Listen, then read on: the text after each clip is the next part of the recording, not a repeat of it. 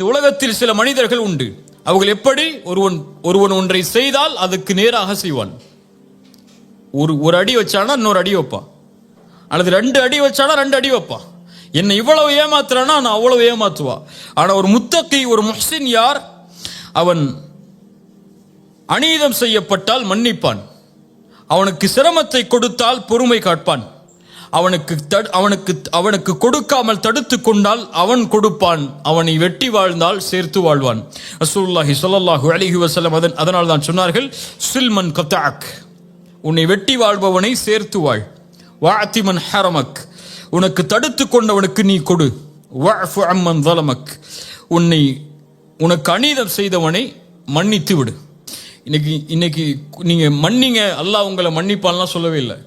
இன்னைக்கு சொல்ல விரும்புவது, நீங்கள் மன்னித்தால் தான் அல்லாஹ் உங்களை மன்னிப்பான். இது சாய்ஸ் கிடையாது. ஒருவரை மன்னிக்கிறதுங்கிறது உங்களுடைய விருப்பம் கிடையாது, அல்லாஹ்வுடைய கட்டளை. அல்லாஹ்வுடைய கட்டளை எப்படி? நீங்கள் மன்னித்தால் அல்லாஹ் உங்களை மன்னிப்பான்.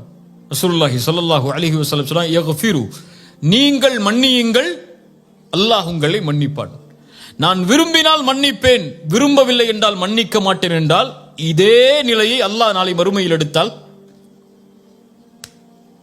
இதே நிலையை மறுமையில் நாளை அல்லாஹ் எடுத்தால், அல்லது நான் அவன் எவ்வளவு செய்தானோ அதற்கு மாற்றாக செய்து மன்னிப்பேன் என்றால், இதே நிலையை அல்லாஹ் எடுத்தால் தாங்க மாட்டீங்க. அப்படியா இல்லையா?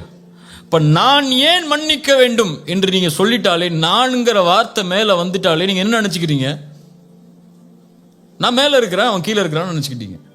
இப்ப நான் மேல இருக்கிறேன், நீங்க கீழே இருக்கிற நினைச்சுக்கிட்டீங்கன்னா உங்க மனசுல என்ன இருக்குது? பெருமை வந்துருச்சு. உன் மனசுல பெருமை வந்துருச்சுன்னா கடுகளவு வந்தாலும் சொர்க்கம் நுழைய முடியாது, நரகம் உனக்கு உரித்தாகும். இப்போ ஒரு மனிதனை மன்னிக்கும் போதுதான் நான் யார் என்பது எனக்கு தெரியும். எனக்கு அநீதம் இழைக்கப்படும் போதுதான் நான் யார் என்பது எனக்கு தெரியும். எனக்கு கெடுதல் நடக்கும் போதுதான் நான் யார் என்பது எனக்கு தெரியும். நான் நல்லவன் தான், நல்லதா நடந்தா நல்லவன். நான் கெட்டதை நடக்கும் போது நீ எப்படி நடந்துக்கிறங்கிறத பொறுத்து தான் நான் இருப்பேன்னா நீ நல்லவன் கிடையாது. இஸ்லாமிய மார்க்கத்துடைய அளவீடுகளை பொறுத்தவரை நீ எப்படி நடந்தாலும் என்னிடத்திலிருந்து நலவு மட்டும்தான் வெளிப்படும். இது முஹ்சினுடைய குணம். ரசூலுல்லாஹி ஸல்லல்லாஹு அலைஹி வஸல்லம் அவர்களுடைய மனைவியை பற்றி தவறான செய்தி பரப்பப்படுகிறது. யாருடைய மகள்? அபூபக்கர் சித்திக் ரலியல்லாஹு அன்ஹு அவர்களுடைய மகள் ஆயிஷா ரலியல்லாஹு அன்ஹா. இவ்வளவு பெரிய தூய்மையான ஒரு பெண்ணை பற்றிய செய்தி, அதுவும் இழிவான விபச்சார குற்றச்சாட்டோடு பரப்பப்படுகிறது. ஒரு உணர்வில் பார்ப்போம்.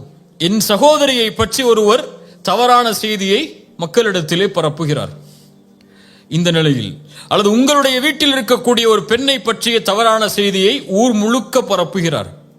நீங்கள் யாரை விரும்பினீர்களோ அவர்களே பரப்புகிறார்கள் என்றால் நம்முடைய மனநிலை எப்படி இருக்கும்?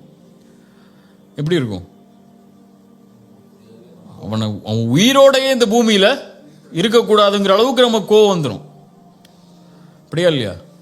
அபூபக்கர் சித்திக் ரலியல்லாஹு அன்ஹு அவர்களுடைய காதில் வருகிறது, உங்களுடைய மகளை பற்றிய செய்தியை பரப்புவது வேறு யாரும் இல்லை, நீங்கள் யாருக்கு அல்லாஹ்விற்காக உதவி செய்கிறீர்களோ அந்த மிஸ்தாஹ் அவர்தான் ஹஸ்ஸான் இப்னு சாபித் போன்ற நபித்தோழர்களோடு சேர்ந்து இந்த செய்தியை எல்லாம் பரப்பி கொண்டிருக்கிறார். மிஸ்தாஹ் நான் உண்டு இல்லைன்னு பண்ணிட போறேன்னு அபூபக்கர் ரலியல்லாஹு சொல்லல. ஒரே வார்த்தை சொன்னாங்க, நான் மிஸ்தாஹுக்கு செஞ்சு வந்த உதவியை நிறுத்த போறேன். நான் மிஸ்தாஹுக்கு செஞ்சுட்டு வந்த உதவியை நிறுத்த போறேன். நாங்க அல்லாஹ் ரப்புல் ஆலமீன் வசனம் இறக்கிறான். சூரத்து நூருடைய 22வது வசனம், வலா யஅ்தலி உதுல் ஃபத்லி மின்கும் வஸ்ஸஅதி, உங்களில் கண்ணியம் கொடுக்கப்பட்டவர்கள், வசதி கொடுக்கப்பட்டவர்கள், ஏழைகளுக்கும் நெருங்கியவர்களுக்கும் முஹாஜிர்களுக்கும், அதாவது ஹிஜ்ரத் செய்து வந்தவர்களுக்கும் அல்லாஹ்வுடைய பாதையில் கொடுத்ததை கொடுக்க மாட்டேன் என்று சொல்ல வேண்டாம். வல் யஅஃபு வல் யஸ்ஃபஹு, அவர்களை மன்னிக்கட்டும், அதை பொருட்படுத்தாமல் இருக்கட்டும், விட்டு கொடுக்கட்டும். அது அலா துஹிப்பூன யக்ஃபிரல்லாஹு லக்கும், அல்லாஹ் உங்களை மன்னிப்பதை நீங்கள் விரும்பவில்லையா? இங்கதான் அல்லாஹ் அந்த கேள்வியை நிலைநாட்ட விரும்புகிறான். அல்லாஹ் உங்களை மன்னிப்பதை நீங்கள் விரும்பவில்லையா? அப்போ நீங்க அல்லாஹ்வுக்காக ஒருவருக்கு உதவி செய்றீங்க, ஆனால் உங்களுடைய மகளை பற்றி பேசுகிறார் என்பதற்காக யாருடைய உதவி நிப்பாட்டுறீங்க? யாருக்காக செஞ்ச உதவியை நிப்பாட்டுறீங்க? அப்போ உங்க சுயநலம் வந்துருச்சா இல்லையாங்க? அல்லாஹ்வுக்காக செய்ததை நிறுத்துகிறீர்கள், மேலும் அவரை மன்னிக்கவில்லை. நீங்கள் அல்லாஹ் உங்களை மன்னிக்க வேண்டும் என்று விரும்புகிறீர்கள், ஆனால் அதே மன்னிப்பை சக மனிதர்கள் உங்களுக்கு செய்தால் நீங்கள் கொடுக்கவில்லை. அல்லாஹ்வின் மன்னிப்பை நீங்கள் விரும்புகிறீர்கள் என்றால் அபூபக்கரே நீங்கள் அவரை மன்னித்துதான் ஆக வேண்டும். இதைத்தான் அல்லாஹ் சொல்ல வர்றான். நீங்கள் இதை விட்டு கொடுத்துதான் ஆக வேண்டும். மன்னியுங்கள் அபூபக்கரே, விட்டு கொடுங்கள். அபூபக்கர் ரலியல்லாஹு அன்ஹு உடனடியாக சொன்னார்கள், ஆம் யா அல்லாஹ், உன் மீது சத்தியமிட்டு சொல்கிறேன், உன் மன்னிப்பை நான் விரும்புகிறேன். இங்க நான் செய்யறது எதுக்காகத்தான்? என்னுடைய ஈகோ புதஞ்சு போச்சுங்கிறதுக்காக இல்ல, உனக்காகத்தான். அவரை நான் மன்னிக்கிறேன், அவர் மேல நான் கோபத்தை வெளிப்படுத்தல. எனக்கு உன் பாவ மன்னிப்பு முக்கியம் யா அல்லாஹ். ஏன்? இந்த மனிதர்கள் எனக்கு செய்யக்கூடிய பாவத்தை விடவெல்லாம் உனக்கு நான் பாவம் செஞ்சிருக்கேன். இல்லையா? எல்லா மனிதர்களும் அதில் ஈக்குவல் தானே. ஒவ்வொரு ஆளும் ஒவ்வொருடைய பாவத்துல தான் மேலே வருவோம் சொல்லி எல்லாமே பாவிகள் தான்.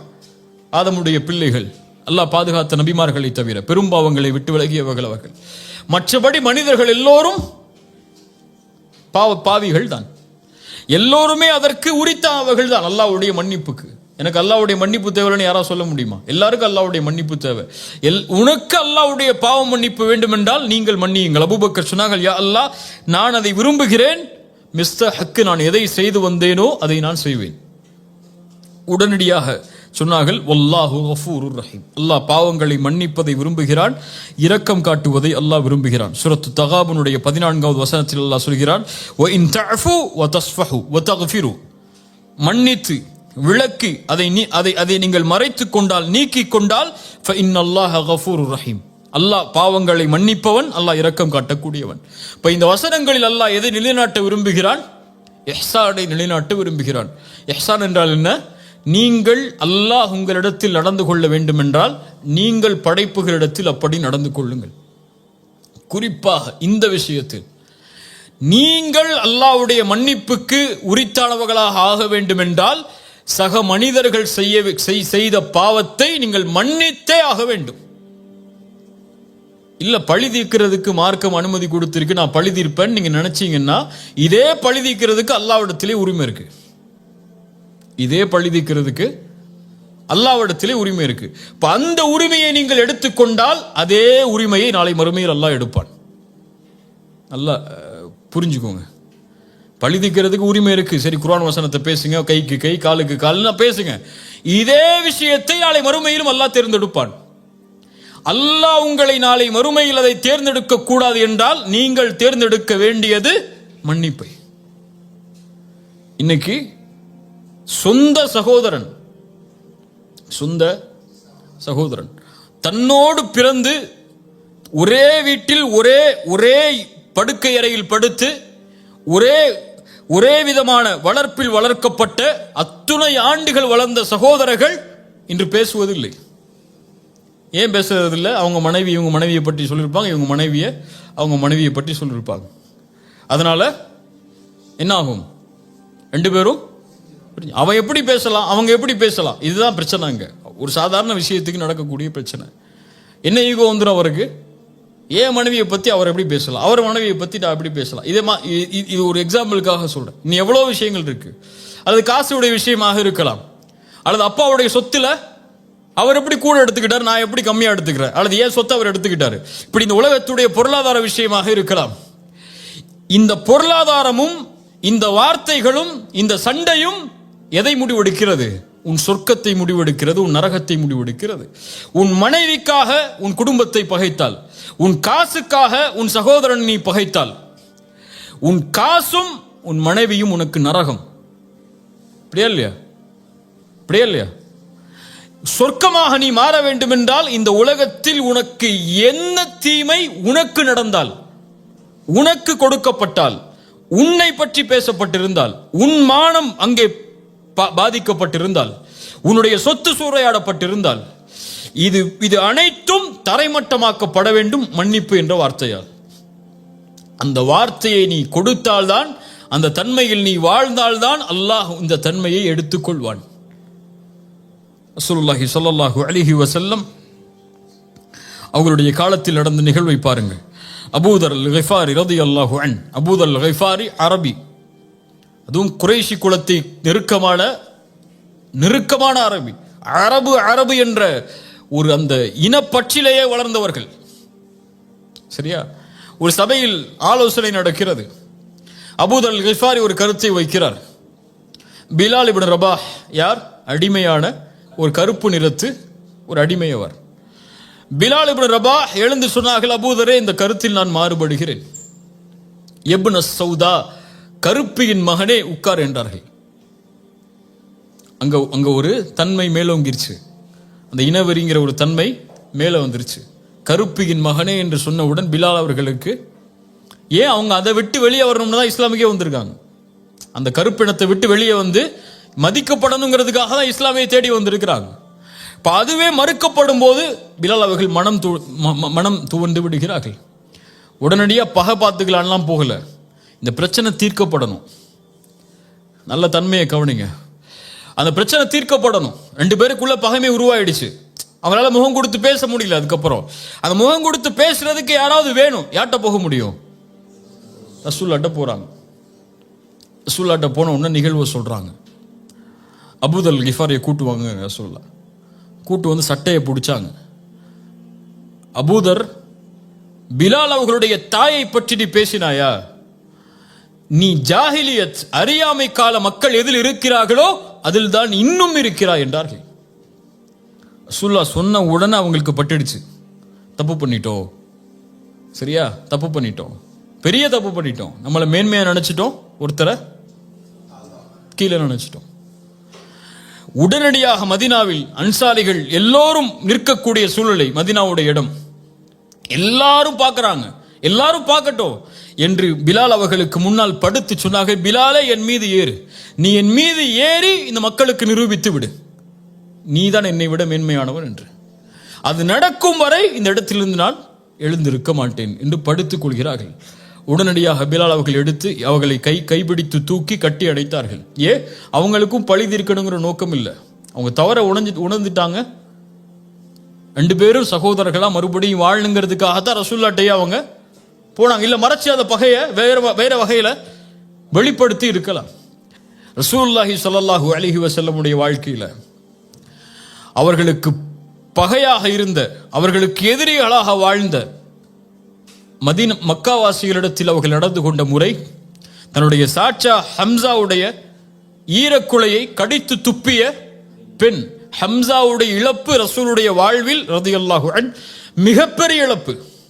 அவங்களுக்கு ரசூலுல்லாஹி ஸல்லல்லாஹு அலைஹி வஸல்லம் ஜனாசா தொழுகை நடத்தின மாதிரி அழுதுகிட்டே வேற யாருக்கும் ஜனாசா தொழுகை நடத்தல. அவ்வளவு தக்பீர்களை சொல்லி தொழுகை நடத்தி கொண்டே இருந்தார்கள்.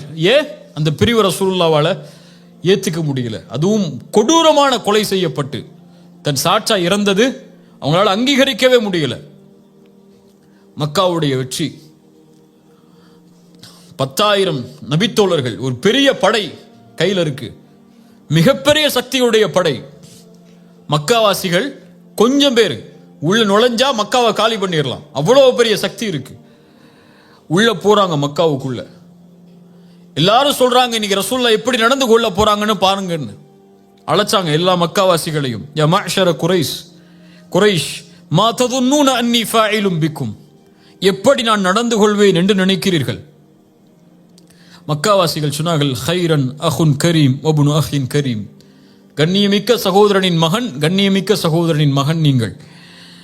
சொன்னார்கள், என் சகோதரன் யூசுப் என்ன வார்த்தையை சொன்னாரோ அதே வார்த்தையை சொல்கிறேன். லா தஸ்ரீப அலைக்குமுல் யௌம் யக்ஃபிருல்லாஹு லக்கும், உங்கள் மீது நான் பழி தீர்க்க மாட்டேன், உங்கள் எல்லோரையும் மன்னித்து விடுகிறேன் என்று ரசூலுல்லாஹி ஸல்லல்லாஹு அலைஹி வஸல்லம் சொன்னார்கள். இத்ஹபு அன்துமுத் துலகா ஃபஅன்துமுத் துலகா, நீங்கள் எல்லோரும் விடுதலை செய்யப்படுகிறீர்கள். ரசூலை விடவா நாம் மேன்மையானவர்கள்? ரசூலுக்கு ஒருவர் செய்த பாவத்தை விடவா என் சகோதரன், என் குழந்தை? இன்னைக்கு எவ்வளோ பிரச்சனைகள் இருக்கு சமூகத்தில், அப்படியா இல்லையா? பள்ளிவாசல் தலைவருக்கு இடையில சண்டை நடக்கும், யார் தலைவருங்கிற போஸ்ட்டுக்கு. அல்லது அங்கே மஷூரா நடந்துட்டு இருக்கிறோம், ஒரு ஏதாவது சொல்லிடுவார், ஒரு ஏதாவது சொல்லிடுவார், அவ்வளோதான். அந்த பள்ளிவாசல் விஷயமே எங்கே போய் நிற்கும்? கோர்ட்டில் நிற்கும். அப்படியா இல்லையா? அல்லது தான் கல்யாணம் பண்ண சொன்ன பிள்ளைய தான் பையன் கல்யாணம் பண்ணலங்கிறதுக்காக எத்தனையோ வருஷம் பேசாமல் இருக்கக்கூடிய பெற்றோர்கள் இருக்காங்க. புரியுதா? இன்னும் இந்த சமூகத்தில் இருக்கக்கூடிய இந்த மாதிரி விஷயங்கள்லாம் எடுத்தீங்கன்னா சாதாரண விஷயத்துக்காக இருக்கும், ஒண்ணுமே இல்லாத விஷயத்துக்காக இருக்கும். எங்க அம்மா உங்க அம்மா என்னை பார்த்து இப்படி சொல்லிட்டாங்க, அதனால மௌத்து வரைக்கும் உங்க அம்மாட்ட பேச மாட்டேன். ஒய்ஃபுடைய சபதம். அதே சபதம் மாமியார்கிட்ட, ஒய்ஃபு என்னை பார்த்து இப்படி பேசிட்டா அதனால நான் மௌத்து வரைக்கும் இப்படி பேச மாட்டேன். எப்படி எடுத்துக்கிட்டேன்னு வச்சிங்கன்னா, இந்த சமூகத்தில் ஒவ்வொரு குடும்பத்திலையும் ஒவ்வொரு வீட்லையும் நுழைஞ்சு பார்த்தீங்கன்னா இந்த மாதிரி சண்டை 1000 லட்சம் இருக்கும். எல்லா வீட்லையும் இருக்கும், எங்க வீட்டிலே இருக்கும், உங்க வீட்டிலே இருக்கும். இப்போ இதெல்லாம் இருக்குது. சரி, இப்போ என்ன முடிவு? இப்போ அல்லாஹுவை ஏற்றுக்கொண்ட முஸ்லிம்கள் நாங்கள் என்றால், அல்லாஹ்வுடைய நம்பிக்கையில் வாழக்கூடிய முஸ்லிம்கள் நாங்கள் என்றால், எங்களுடைய பாவங்களை நாங்கள் தொழுகையை விட்டதை, நாங்கள் தவறான காட்சிகளை பார்த்ததை, நாங்கள் தவறான செயல்பாடுகள் செய்ததை, இப்படி நாங்கள் அல்லாஹ்வுக்கு செய்த பாவங்களை அல்லாஹ் எங்களுக்கு மன்னிக்கணும்னா நாங்கள் இவங்களை மன்னிச்சு தான் ஆகணும். மன்னிச்சு தான் ஆகணும்னா சரி மன்னிச்சிட்டேன் போ, இனிமே என் கண்ணில் முழிக்காதுன்னு சொல்றது இல்லை. அந்த மன்னிப்பு அல்லாஹ் அங்க சொல்லவே இல்லை. அந்த உறவு கெட்டுவிட்டால் மன்னிப்பை வழங்கினால் அந்த உறவு சீர்படுத்தப்படும். அடுத்து அந்த உறவு எப்படி முன்னால் இருந்ததோ அதை விட மேன்மையாக்கப்படும். இல்லை இல்லை அவர் செஞ்ச பாவம் பெரிய கோடிங்க, என் கோடியை கை வச்சிட்டாருங்க அவரு, அல்லது என் சொத்துல கை வச்சிட்டாருங்க அவர் செஞ்ச பாவத்தை மன்னிக்கவே முடியாதுங்க அப்படிங்கிற விஷயம்லாம் உலகத்தில் எதுவுமே கிடையாது. ஏன்னா இந்த உலகத்தில் எதுவுமே உனக்குள்ளது இல்லை கை வைக்கிறதுக்கோ அல்லது அவர் உன்னுடைய விஷயத்தை பங்கப்படுத்துறதுக்கோ. நீ அந்த ஸ்டாண்ட் எடுக்கிறியா, எடுத்துக்கோ, பிரச்சனையே இல்லை, எடுத்துக்கோ. உனக்கு உன்னுடைய இது எக்ஸப்ஷனுங்க, இதெல்லாம் மன்னிக்க முடியாது, மன்னிச்சிட்டா அவர் வேற வழியில போயிடுவோம். இப்படிலாம் நீங்க என்னென்ன எக்ஸப்ஷன் சொல்லிக்கோங்க, இதே எக்ஸப்ஷனை நாளைக்கு மறுமையில பார்ப்பீங்க. இந்த செயல் இருந்தால் இதே செயலோடு அல்லாஹ் நாளை மறுமையில் உங்களிடத்தில் நடந்து கொள்வான். இதைத்தான் இஸ்லாம் இஹ்சானாக எமக்கு கற்றுக் கொடுக்கிறது. ரசூலுல்லாஹி ஸல்லல்லாஹு அலைஹி வஸல்லமுடைய மனைவியுடைய செயலை பாருங்கள். சஃபியா ரலியல்லாஹு அன்ஹா, இவர்கள் யார்? சஃபியா யார்? எந்த குலத்து பெண் அவர்கள்? யூத பெண். சத்தமா சொல்லுங்க, யூத பெண். சஃபியா ரலியல்லாஹு அன்ஹா அவங்கள பத்தி உமர் ரலியல்லாஹு அன்ஹு அவங்களோட வேலை பார்க்கக்கூடியவங்க ஒரு கம்ப்ளைண்ட்டை கொண்டு போறாங்க. சஃபியா ரலியல்லாஹு அன்ஹா ரசூலுல்லாஹ்வுடைய மரணத்துக்கு பிறகு அவங்களுடைய யூத குடும்பத்தோடு நெருக்கத்தோடு நடந்து கொள்கிறார்கள். இதை பத்தி விசாரிங்கிறாங்க.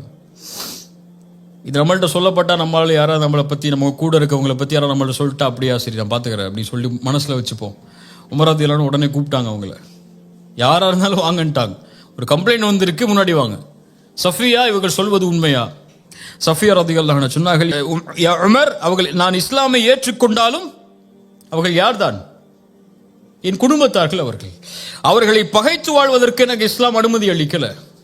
அவர்களை நெருக்கமாகத்தான் நான் வாழ முடியும், அவங்களோடு பேசி பழகிதான் என்னால இருக்க முடியும். அவர்கள் வேறு மதத்தை சார்ந்தவர்கள் என்பதால் இஸ்லாம் எனக்கு அந்த உறவை துண்டிக்க சொல்லவில்லை. நான் இருப்பதில் எந்த தவறும் இல்லை. அல்லாஹ்வுடைய மார்க்கம் எந்த அளவோடு நடந்து கொள்ள சொல்கிறதோ அந்த அளவோடு தான் நடந்து கொள்கிறேன். உமர் ரலியல்லாஹு அனுப்பிடுறாங்க. நம்மளா தான் என்ன செஞ்சிருப்போம்? நம்மளோட இருக்கக்கூடியவர் நம்மளை பற்றி ஒருத்தட்ட போய் பேசிட்டாரு, இடத்த காலி பண்ணிட்டே இல்லைன்னு சொல்லியிருப்போமா இல்லையா? அதுவும் அவங்களுக்கு வேலை பார்க்கக்கூடிய அடிமை பெண், என்னன்னாலும் நடந்துக்கலாம், அப்படியா இல்லையா? ஒரே வார்த்தையில் வந்து சொன்னாங்க, இத்ஹபி ஃபஅன்தி ஹுர்ரா லிவஜ்ஹில்லாஹ், அல்லாஹ்வுடைய முகத்துக்காக உன்னை நான் விடுதலை செய்கிறேன், சென்று விடுனாங்க. அந்த அடிமைத்தனத்திலிருந்து அவர்களை விடுவித்தார்கள். வலா ஆஃபீனா அனின் நாஸ், அதான் அங்க செய்ய வேண்டிய ஒரு அடிமையை விடுதலை செய்தார்கள். ஏன்? அல்லாஹ்வுக்காக. நான் அவங்களை மன்னிக்கணும். அந்த மன்னிப்புக்கு என்ன கொடுக்க முடியும்? அதுதான் நமக்கு செஞ்ச பாவத்துக்கு நம்ம கொடுக்கக்கூடிய மிகப்பெரிய தண்டனை. மன்னிப்பு தான் தண்டனையை தவிர வீரத்தை காட்டுறது இல்லை தண்டனை, கோபத்தை காட்டுறது இல்லை தண்டனை. ஒருவர் உணர்ந்து கொள்ளணும் உங்களுக்கு செஞ்சதன்னா அவரை மன்னிச்சு அவரோட சேர்ந்து வாழுங்க. இப்போ எத்தனையோ குடும்ப உறவுகளில் தந்தை தாய், பிள்ளைகள் பெற்றோர்கள், மனைவி கணவன், கணவன் மனைவி, பிள்ளைகள், சகோதரர்கள், நண்பர்கள், அண்டை வீட்டார்கள் என எத்தனை உறவுகள் இந்த சமூகத்தில் சீர்குலைந்து வெறும் காசு என்பதற்காக, வெறும் ஈகோ என்பதற்காக, வெறும் வார்த்தை சொன்னதற்காக, அல்லது வெறும் உறவை ஏதோ சில வார்த்தைகளில் வர்ணித்ததற்காக, அல்லது தன்னை பற்றி பேசினான் என்பதற்காக அல்லது தன்னை பற்றி தன் மானத்திற்கு பங்கம் விளைவிக்கக்கூடிய காரியத்தை செய்து விட்டார் என்பதற்காக உங்களுடைய பகையை நீங்கள் வைத்திருந்து அந்த பகையை வளர்த்து கொண்டு இருந்தால் ஒன்றை உணர்ந்து கொள்ளுங்கள், நீங்கள் ரசூலை விட மேன்மையானவர்கள் அல்ல, நீங்கள் அபூபக்கரை விட மேன்மையானவர்கள் அல்ல, நீங்கள் ஆயிஷாவை விட ரலியல்லாஹு அன்ஹா அவர்களை விட மேன்மையாளர்கள் அல்ல. அவர்களே தங்களுடைய மானத்தில் தங்களுடைய விஷயத்தில் பங்கம் இழைக்கப்பட்டாலும் மன்னித்திருக்கிறார்கள் என்றால் அவர்களும் அல்லாஹ்வுடைய மன்னிப்பை தேடினார்கள். நானும் மன்னிப்பை தேடுகிறேன் என்றால் மன்னியுங்கள். மன்னிக்க மாட்டேன்னு பெருமை காட்டிட்டு உட்கார்ந்துருந்தீங்கன்னா, நான் பேச மாட்டேன், நான் அவன்கிட்ட சேர மாட்டேன், நான் அவனுக்கு ஃபோன் பண்ண மாட்டேன், அவன் பேசட்டும், அவன் பேசுறான் நான் பேசுறேன், அவன் எனக்கு நடந்து கூட நான் நடந்துக்கிறேன், அவன் என்கிட்ட சேர்த்து வரட்டும் நான் சேர்ந்து வாழ்ந்துக்கிறேன், இப்படின்னு பெருமை பேசிக்கிட்டே இருந்தீங்கன்னா இதே செயல்பாட்டை நாளை மறுமையில் அல்லாஹ்விடத்தில் எதிர்பார்ப்பீர்கள். அல்லாஹ் ரப்புல் ஆலமீன் இந்த தன்மையை செயல்படுத்துவதற்கு அல்லாஹ் எனக்கும் உங்களுக்கும் ஆற்றல் தருவானாக. இன்ஷா அல்லாஹ் உறுதியேற்கிறேன். நீங்களும் உறுதியேற்றி இந்த சபையிலிருந்து கலைந்து செல்லுங்கள்.